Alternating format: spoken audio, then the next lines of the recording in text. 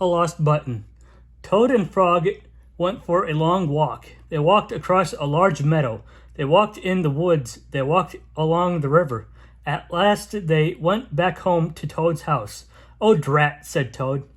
"Not only do my feet hurt, but I have lost one of the buttons on my jacket." "Don't worry," said Frog. "We will go back to all the places where we walked. We will soon find your button." They walked back to the large meadow. They began to look for the button in the tall grass. "Here is your button," cried Frog.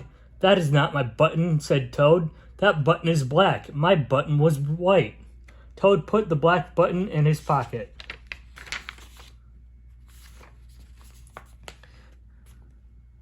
A sparrow flew down. "Excuse me," said the sparrow. "Did you lose a button? I found one." "That is not my button," said Toad. "That button has 2 holes. My button had 4 holes." Toad put the button with 2 holes in his pocket. They went back to the woods and looked on the dark paths. "Here is your button," said Frog. "That is not my button," cried Toad. "That button is small. My button was big." Toad put the small button in his pocket. A raccoon came out from behind a tree.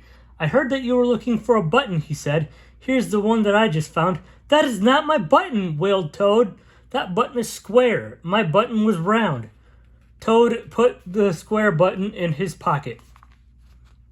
Frog and Toad went back to the river. They looked for the button in the mud. "Here is your button," said Frog. "That is not my button," shouted Toad. "My button is... that button is thin. My button was thick." Toad put the thin button in his pocket. He was very angry. He jumped up and down and screamed, "The whole world is covered with buttons and not one of them is mine." Toad ran home and slammed the door.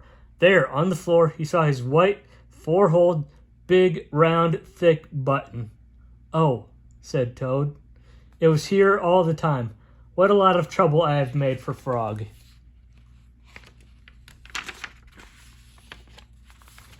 Toad took all of the buttons out of his pocket. He took his sewing box down from the shelf. Toad sewed the buttons all over his jacket. The next day, Toad gave his jacket to Frog. Frog thought that it was beautiful. He put it on and jumped for joy. None of the buttons fell off. Toad had sewed them on very well. The end.